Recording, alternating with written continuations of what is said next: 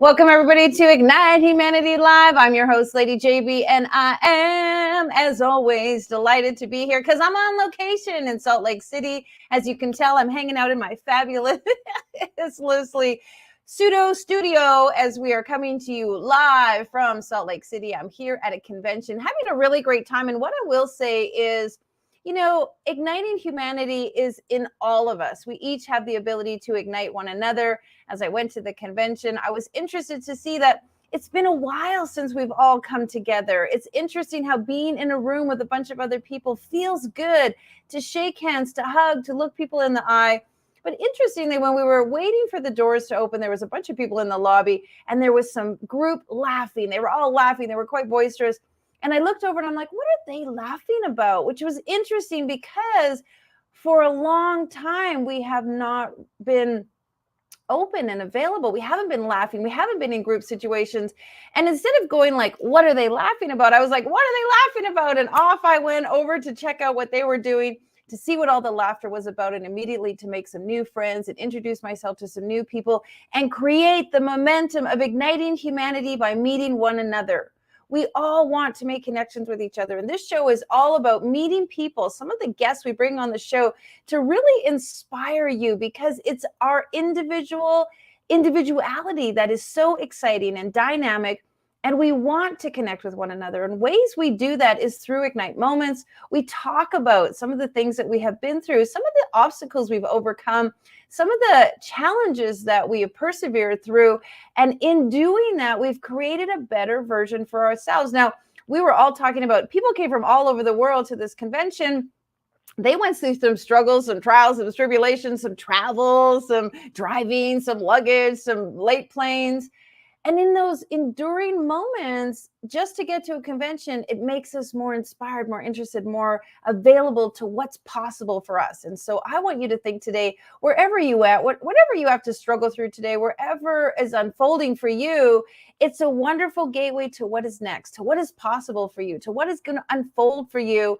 And today's show, we're going to talk about inspiration and ways to inspire you and get back to where we used to be. In fact, get forward to where it is we want to go, about connecting, being close to people, feeling that sense of camaraderie, and really using connection as the next currency of success for igniting humanity and doing the things that we all enjoy. All right, well, enough about that, because I could go on and on about the power of connecting and how good it feels to be around people. But you're watching the show. And so what I want to do is bring on a fantastic individual who's doing some fun stuff.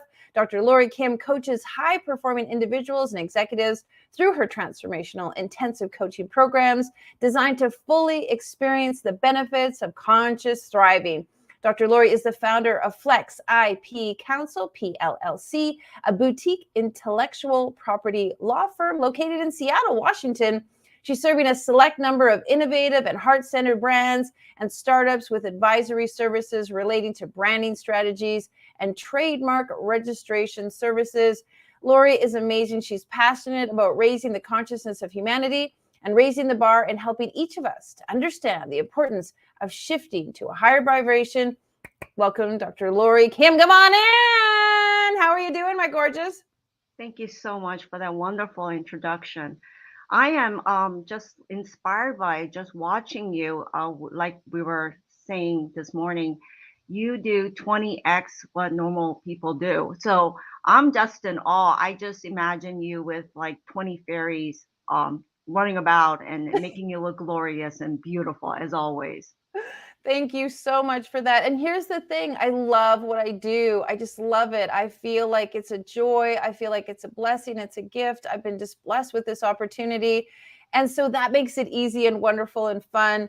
You also, I know, have an amazing gift, have an amazing talent, blessed to do so many things. Tell us a little bit about your passion, your zone of genius, what's in your heart, who's helping you? What are those fairies around in your life? Give us some information about you. Well, thank you. I have to say that that's quite a lot. My inspiration has been really my mother, and you gave me, you gave all the co-authors an opportunity to share our wisdom stories in the Wisdom, Ignite Your Wisdom book, which I'm so proud of. And I always share this book to everyone I meet because of the fact that it made an impact on my life, and I'm sure that it's having tons of impact on the world through all our individual stories.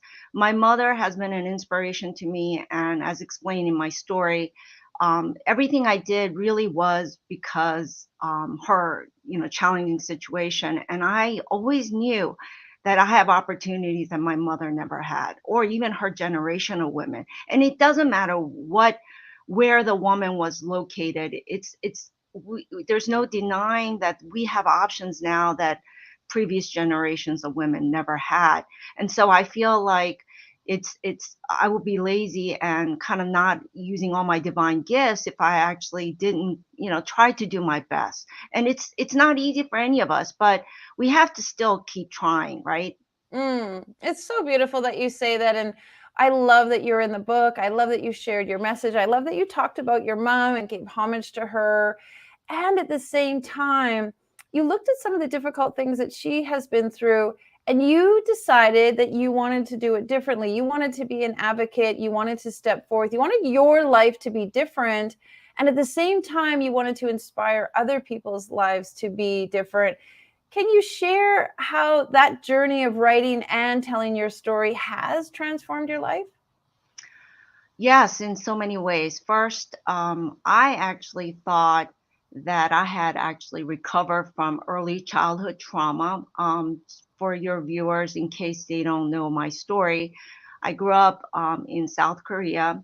My first 7 years were spent there, and my father I didn't have an opportunity to fully explain this in the 8 pages that we were allowed. So I didn't get to explain his backstory. He had been a soldier during the Korean War, and as a result, he, I believe, suffered a lot of extreme levels of PSTD. And as I understand it, even when he was a child, he lived through a period when Japanese actually occupied Korea. So he went through childhood trauma of his own.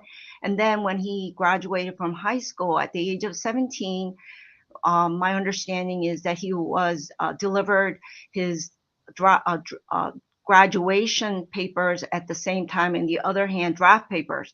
So imagine all your life you're, looking forward to a very thriving life and very optimistic, but then this unforeseen circumstance happens, and communists are now invading your country. Imagine being crushed.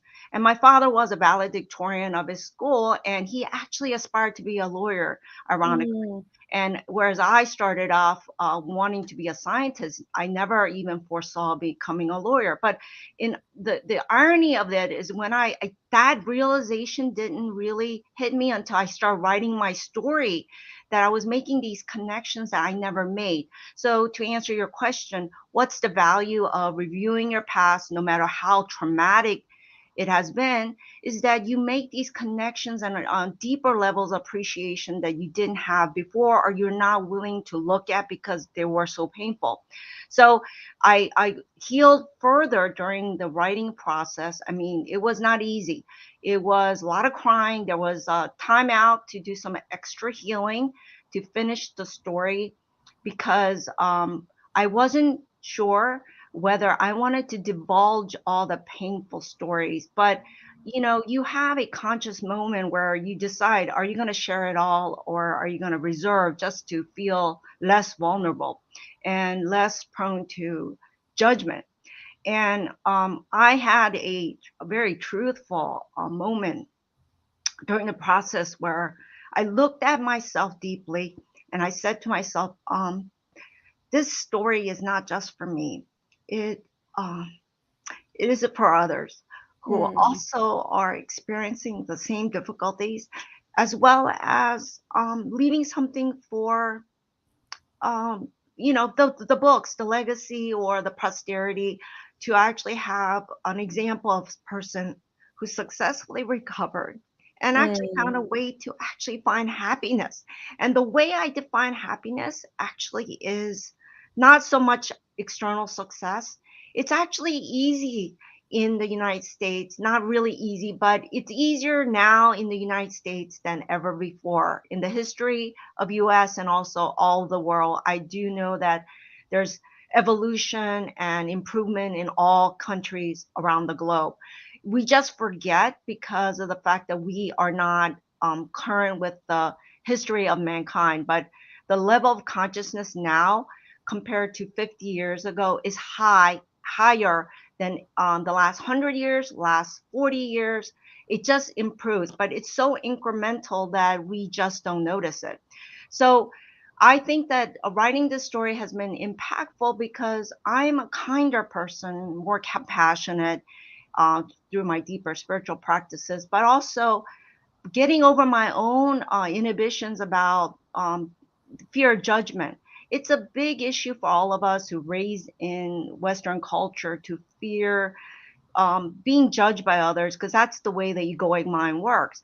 But what I realize is that by being vulnerable, we not only Hmm. grow through the most difficult, most painful areas, but feel that I'm actually wiser and I can advise people by sharing my most painful moments, and we impact others not from our conceptual knowledge that helps, but to actually share really deep transformational journeys that we have actually walked through, not just talking, but actually walked through. I just want to say thank you so much. First of all, for being so articulate and at the same time so vulnerable. Your story was so powerful, is so powerful, has touched the lives of hundreds of thousands of people through the books going around the globe. And the way you share it and the way you speak about it, and you still feel it. And I think that's an important piece because many people have trauma or difficulties or pain and they feel like they're supposed to get over it. They're supposed to it's supposed to dissipate, disappear. It's never supposed to come back. And that really isn't normal or it isn't necessary. It's important to feel. And the fact that you feel as you do, you make us feel. And we all have to be feeling more. We all have to reopen our emotional capacity to connect with one another and to understand and feel compassion for one another. I love what you said that this made you a better person, even though it was painful along the process. It awakened you to some new ideas. We often talk about awakening on the show. Can you share a little bit about that? Because I think a lot of people avoid talking about the past because they just think about the pain. And I think if we remind them or even show them that the pain is so temporary compared to the awakening or the bliss, that it's worth it to go through the pain. Can you talk a little bit about that? Oh, yes. I truly believe that I don't have any regrets anymore because throughout my 20s, 30s, even my 40s, early 40s, I always had this background feeling that I wish my life was a little bit different. It would be a lot easier. Other people who haven't had such trauma, it seemed like they were getting ahead in life. And that's actually a misrepresentation because Mm-hmm. they might be getting, it appears as if they're getting ahead in life, but we really don't understand day to day emotional experiences of people who we perceive as being successful. And I can tell you there are a lot of successful people I personally have known that actually have committed suicide or have done terrible things in their lives. And I think that when I look back, um, I have zero regrets. I mean, zero, because I truly understand that it was a gift. And I know it seems really, it doesn't make sense. It's not logical to say, how can you justify being emotionally abused, being exposed to domestic violence as a young child? How can you justify witnessing the abuse of your mother? How can you justify even physical abuse? In my case, it was just incidental, not recurrent, but there was one incident that was very traumatic that I shared in my story. But going back to the awakening process, I think that a lot of people have a mystery around it, and they also they don't believe it. They're very skeptical that that awakening can happen to a modern person. We can understand sages who are like meditating all day. They're in India. They're supported by a social structure that actually reveres, wisdom and spiritual evolution. In the United States and the Western developed world, we actually revere success more, external Mm. success, achievements. And I also, Wow, forward, just push through, just keep going, just go after it. That's what we're taught and told. It's true. and we are, even women have been educated and I guess conditioned to believe that our true value is actually in achievements. And now what we're seeing is a lot of women who are exuding so much masculine and energy, they're disconnecting with their feminine. And I believe that there are a lot of women coaches out there trying to help women reconnect to their feminine, because we've gone so far that Hmm. we have broken the nuclear family. There are more divorces now, and there are all these social issues. And I feel sorry for these children who are raised in broken families, because although sometimes it's unavoidable, there are consequences to children. We know that because of all the psychology research that's been done. But back to this awakening process that I personally experienced, it took a lot to break me down to the point of being debilitated in a bed in my mid 40s, where I was admitted to the hospital 3 times. This is how stubborn I am. I first was a rib fracture from overworking out at the gym. The ER doctor said that he didn't believe me that I actually fractured a rib working out. He thought that I was actually a victim of domestic abuse. I insisted, but he didn't believe me. The second one was a flu that symptoms of a flu that manifested in the summer, and it would not go away. I was suffering for 4 weeks. I thought I was going to die. And then at the fall of that year in 2012, I then got admitted to the hospital because of a thyroid infection, where I just was in bed for 4 weeks because no energy. And during that time was so critical that because I could not move, because I'm a workaholic, I had one addiction. It used to be work. And I didn't have food addictions or anything. It was work, because that's what my parents taught us as immigrants, that work was not an optional thing. You had to work. So because it was so ingrained in me that I didn't know when to shut it off. So anyway, here I am in bed, 4 months. What am I going to do? So I started to actually reconnect. Like, what did I do that was so wrong? I did everything possible. What did I do wrong? And then it occurred to me that one area of my being that I ignored was my spiritual evolution. And I became an atheist during college because I took science. I have a PhD in biochemistry. I went through the whole route, and they convinced me through the books and the teachings that evolution can happen on Earth without interference, or not interference, but actually the causal root being a divine creation. And as a Hmm. result, I explained to myself, I justify that we can have life on Earth with a bunch of molecules and enough heat and activation energy to actually create the first nucleic acid molecule. And from there, which we believe was RNA, and then it became a double-stranded DNA, and etc. So scientists love to justify the model of creation just by just material reactions. But I realized the gap that I have been brainwashed to believe that creation on earth and the universe could just happen by some spontaneous creation. I have no doubt now that creation is a divine manifestation, and I see divinity everywhere. And this is what this is part of my message that I want to get across to as many people as possible. We take for granted that a beautiful flower, like, where did this beautiful flower come from? It's just a little seed in dirt with minerals and organic matter. And then you have this blooming, beautiful flower that is beyond description. And that's just one example. Look at the sky, look at us. We're divine Hmm. creatures. But then we actually judge each other and we cut each other up. So to kind of wrap this up, because I can talk about this forever. Well, I yeah, and I was just going to say you have so much to share, and I love it. The science behind it and the way you've shifted the new narrative, I adore. Let me ask you, in the spirit of inspiring people, you talked about it. I love to inspire people at the beginning before in a pre-show. Talk a little bit about how can we inspire the listener, the reader, the person who's sitting on the edge of their seat, like me, listening to you, Lori. What can we do to inspire them to know that, okay, now they're ready to bloom? Oh, I love that segue. Yes. So I always ask the same thing to myself as, what can I do to make this moment?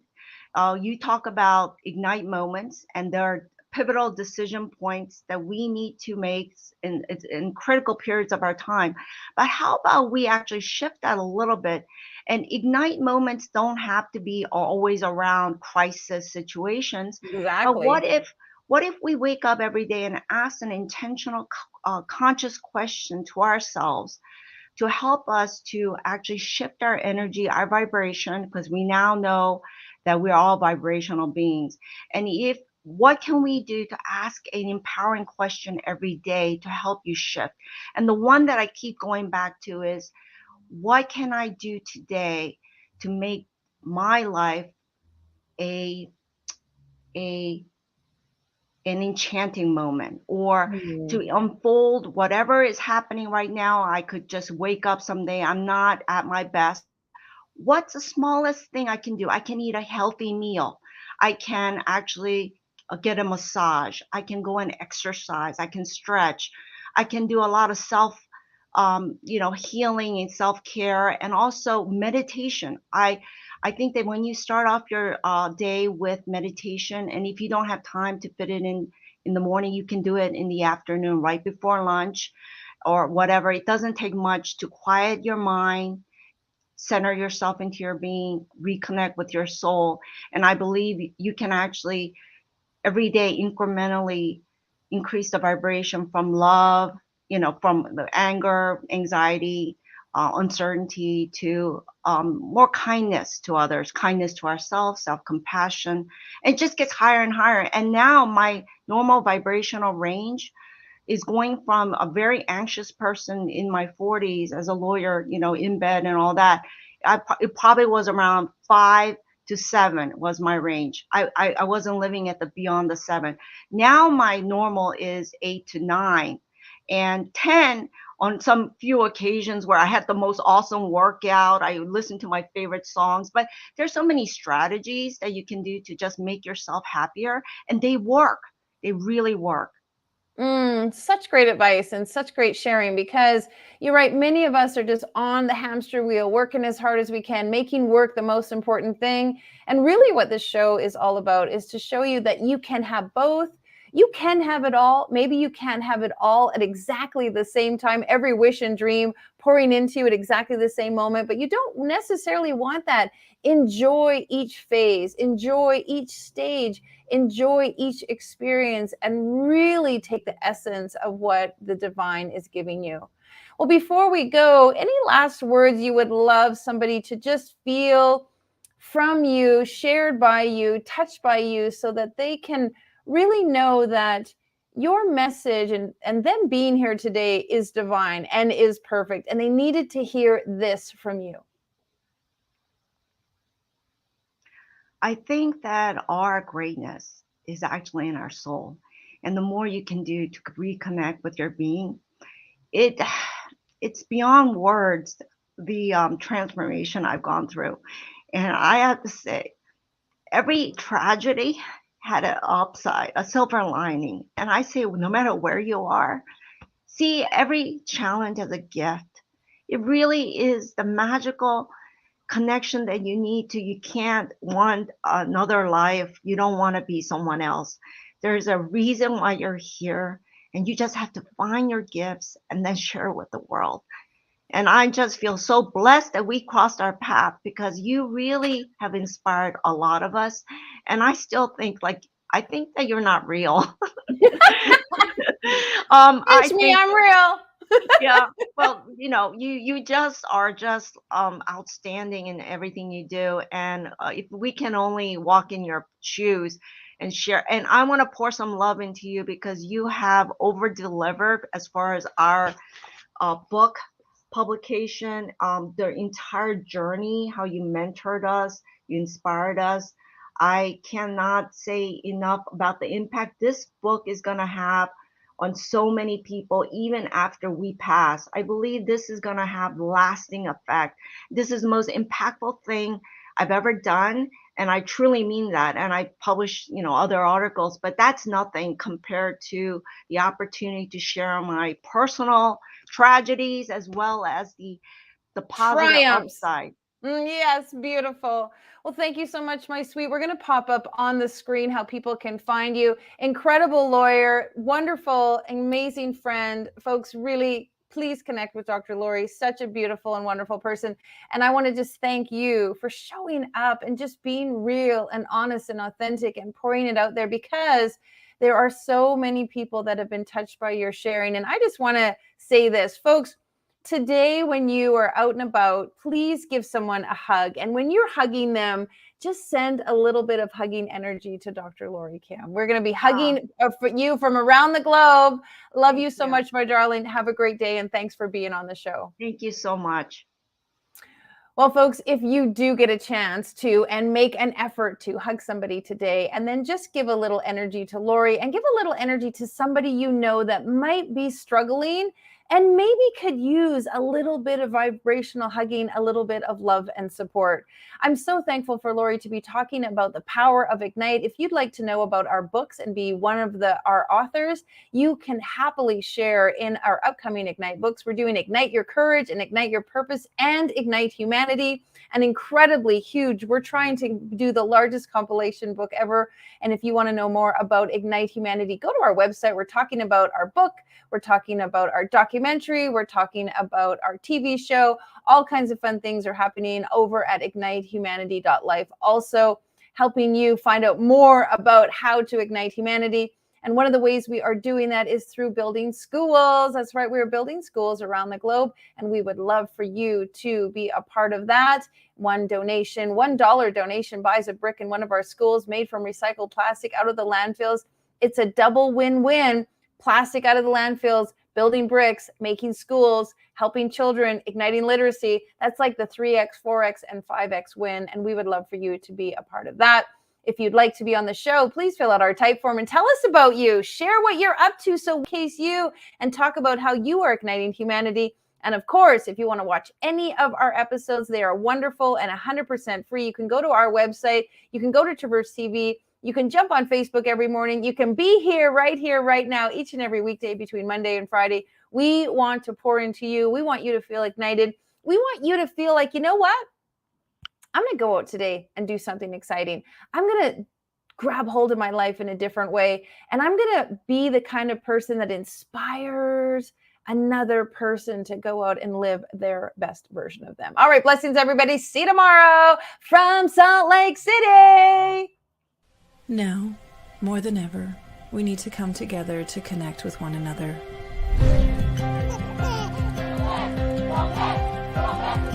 We need to feel the truth in who we are and let go of everything that's happened in the past.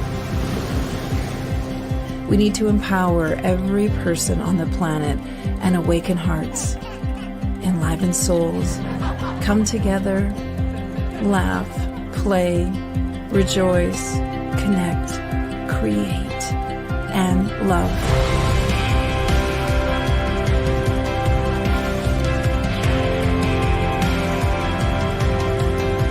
It's time to ignite humanity. We want you to be a part of something that will impact the future for everyone. We want you to tell your story, share your Ignite moment, show people who you truly are. Be a part of igniting humanity and making a difference in the world and all of our futures.